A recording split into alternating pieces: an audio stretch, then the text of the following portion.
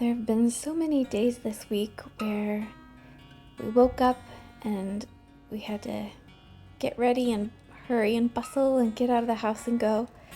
It's the end of the school year, and as a homeschooling family, we've decided to partner with some other friends from our homeschooling co-op to do the Iowa tests. And I think it's actually been very successful. It's really fun to do testing with friends. We're doing it at a friend's house. She's very kindly and generously opened her home to several families, and so we've been meeting there at 9 in the morning and then kind of breaking up into different age groups, and each age group has kind of done the Iowa testing together. I kind of ended up watching some of the younger kids because I brought our toddler with us, and kind of just worked out well that way. But we're not really used to being out of the house so many days consecutively, and then it seems like every afternoon we've had like doctor's appointments and sports and just evening events. So this was the first day this week where I didn't have anywhere to be first thing in the morning, and there were just things that I wanted to catch up on. So part of that was getting some very ripe bananas broken up in a Ziploc bag and stuck in the freezer so we can make smoothies. And then secondly, I noticed that the allium on the side of our house, which gets the most sunlight, had just blossomed. So this is really the first cut flower. Well, I guess it's not the first cut flower. I cut some hyacinths earlier in April, but on the side of the house, this is our first cut flower, and I love allium.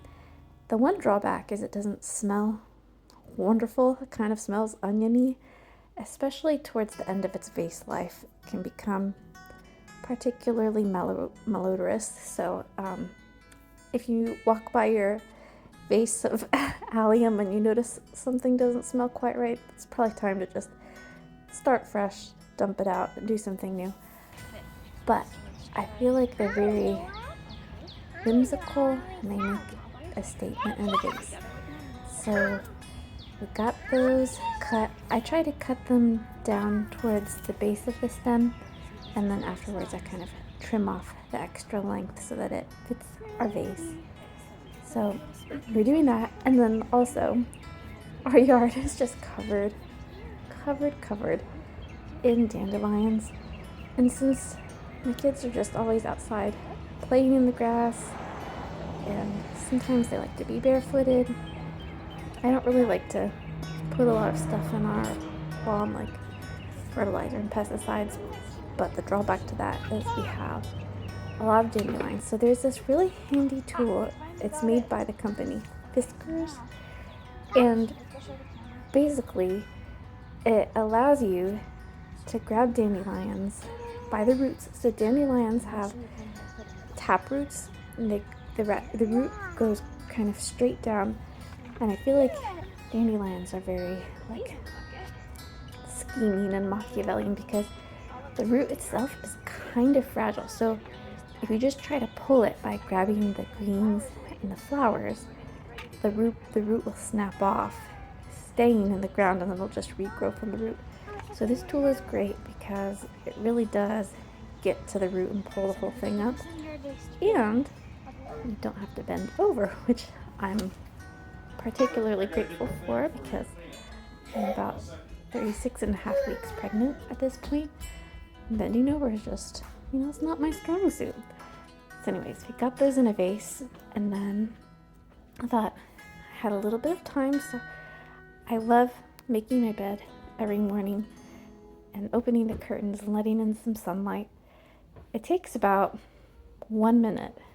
I've kind of pared down our bedding. I used to have lots of layers of blankets and lots of beautiful pillows, but I'm kind of just becoming more and more of a minimalist the more maybe kids I have, I guess.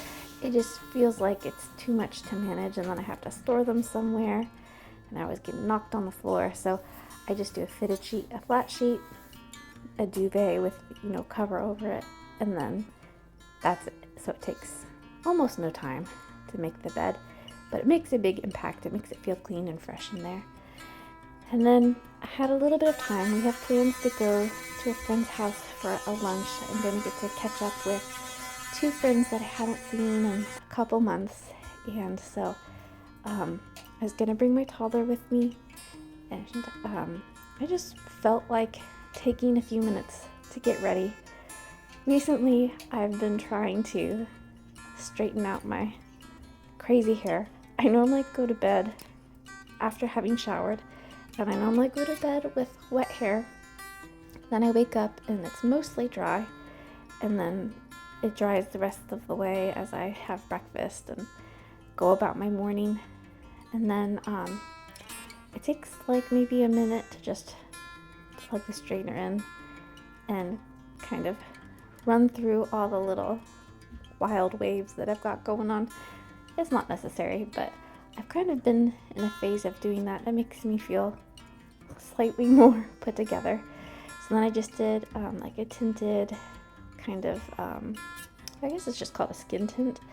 Again, I don't do any of this every day. I just felt like slowing down, taking the time to just kind of get ready for the lunch that I was going to, just because I felt like it.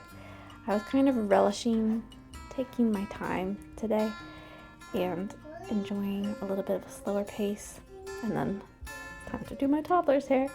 So I got this brush for her. I think it's called the Tangle Teaser. I got it for her at Easter, and it's really great so far. I feel like it's really effective. It doesn't pull on her tangles, so I would recommend it. So then we got back from our lunch, and I was really glad she didn't fall asleep in the car, because if she falls asleep in the car, then there will be no afternoon nap. And I have just not been sleeping well. That's kind of like the theme of the 3rd trimester. So I was really, really tired, and I was hoping, since I didn't have anything really urgent this afternoon, nothing planned, I might be able to lay down and just catch a few winks of sleep myself. So fortunately, she was able to stay awake in the car. We don't do really screen time with her, except for if she's like very, very sick or in the desperate straits of needing to keep her awake. So I handed her my phone with Miss Rachel on, and that kept her awake enough to make it home and lay her down for a nap. And she did take a good nap, I'm happy to report. So I actually went next door to the room that we're getting ready for our toddler and our baby who's coming in a couple weeks. And we have the beds set up. I think I might end up painting them white. But anyways, I went in there, I read for a few minutes. I could hardly keep my eyes open. And I laid down and took a quick little 20-minute nap. Then I woke up and ate some peanut M&Ms. Because, I just needed something to perk me back up. And then our little toddler woke up, and our neighbor had so kindly dropped off, I think she called it a May basket, because it's the 1st of May. And it had some sweet little like yard toys, like a shovel and a little rake and a little boat. And then it had some snacks, like some, I think they're fruit snacks. I don't know. They were like the Annie's brand. They all looked like little bunnies. And my toddler was just like so excited to get a gift, a little delivery on the front porch. So we decided that we should make a thank you card for the friend who had dropped this off. So we got out our watercolor paint and our watercolor paper, which if you've never used watercolor paper, it does make all the difference. It's nice and thick, and it can hold up to the moisture of watercolor. And then it's thick, so it works out well for cards. Then we headed to my son's soccer game, which I thought would be canceled, but it wasn't. And then we went to bed. Well, we had dinner, then we went to bed. Thanks for joining me. I hope to see you in the next video.